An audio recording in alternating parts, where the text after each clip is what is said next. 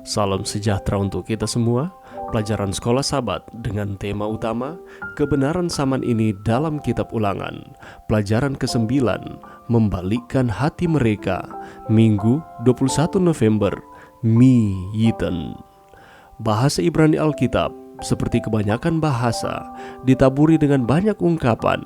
Ketika kata-kata khusus yang digunakan untuk memberi arti yang berbeda dari arti sebenarnya dari kata-kata tersebut. Satu ungkapan dalam Perjanjian Lama adalah Mi Yiten.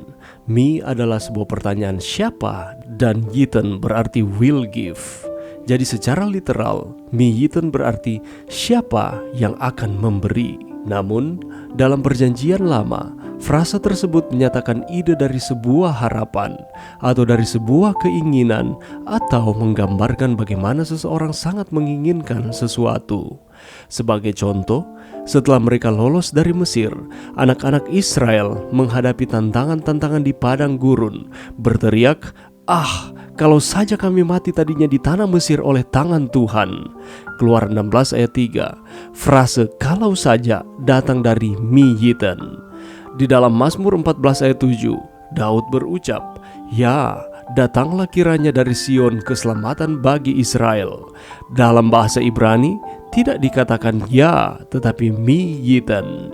Dalam Ayub 6 ayat 8, ketika dia berseru, "Ah, kiranya terkabul permintaanku." "Ah," sekali lagi berasal dari Mi Yiten. Bacalah Ulangan 5 ayat 22 sampai 29. Fokuslah secara khusus pada ayat 29. Apa arti kata kiranya yang diterjemahkan dari Mi Yiten? Di sini Tuhan Allah pencipta, yaitu Dia yang menciptakan ruang, waktu, dan benda. Dia yang berbicara sehingga dunia ini menjadi ada. Dia yang mengembuskan kepada Adam nafas kehidupan, mengucapkan satu frase yang secara umum dikaitkan dengan kelemahan dan keterbatasan manusia. Sungguh merupakan satu contoh tentang satu kenyataan dari kehendak bebas. Di sini kita melihat bahwa ada batas-batas terhadap apa yang Allah bisa lakukan di tengah-tengah pertentangan besar. Penggunaan Mi Yiten ini menyatakan bahwa bahkan Allah tidak bisa menginjak-injak kehendak bebas itu. Saat Dia melakukan hal tersebut, maka hal itu bukanlah lagi disebut bebas. Dan sama seperti manusia bebas untuk berdosa, kita juga bebas untuk memilih Tuhan, untuk memilih terbuka pada pimpinannya, untuk memilih melalui memberikan respons pada Roh Kudus, bertobat dari dosa-dosa kita, dan untuk mengikuti Dia. Pada akhirnya, pilihan itu adalah milik kita, dan hanya kita, dan itu adalah sebuah pilihan yang kita miliki untuk dibuat hari demi hari, saat demi saat. Apa sajakah pilihan-pilihan yang Anda akan hadapi dalam beberapa jam atau beberapa hari ke depan? Bagaimana Anda bisa belajar untuk menyerahkan pilihan Anda kepada Allah, sehingga dalam kuasa-Nya Anda dapat membuat pilihan yang benar? Pelajaran yang bisa kita dapatkan pada saat ini, ketika bangsa Israel sudah berada di depan pintu negeri Kanaan tersebut, Musa mengulangi peringatannya. Kalau kita melihat cerita ini, di sana dikatakan bahwa bukti Allah membawa orang Israel ke sana bukanlah berarti bahwa mereka akan tinggal di tanah ini selamanya.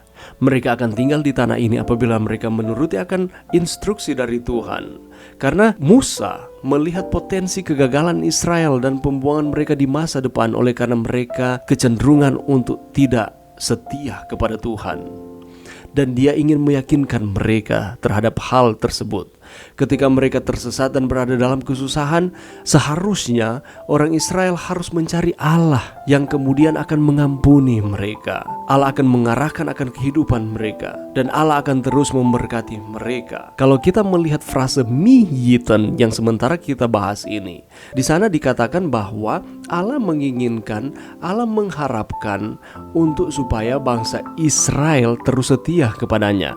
Tetapi dalam hal ini Allah menghargai setiap pilihan-pilihan yang ada. Allah tidak bisa mengintervensi kehendak bebas atau pilihan dari manusia. Tetapi sekali lagi, Allah menghendaki, ataupun Allah memiliki kerinduan yang besar terhadap umat-umat manusia untuk terus setia kepadanya. Itulah sebabnya pada hari ini, sama seperti manusia yang bebas untuk berdosa, kita juga adalah umat-umat Allah bebas untuk memilih Tuhan, memilih untuk terbuka terhadap pimpinan Tuhan. Kita dapat memilih untuk memberikan respons untuk terus setia kepada Tuhan. Karena miyiten, Allah berkehendak, menginginkan supaya kita terus memilih untuk setia kepadanya. Mari kita terus memilih untuk setia kepada Tuhan, karena itu yang dikehendaki Tuhan di dalam kehidupan kita. Mari berdoa. Terima kasih Tuhan atas firman-Mu pada saat ini. Kami tahu bahwa Allah merindukan supaya kami terus memilih untuk setia kepada Tuhan. Untuk itu ya Tuhan, bantu kami untuk kami dapat terus memilih yang benar, sehingga kami akan terus setia. Ini doa kami di dalam nama Yesus. Amin.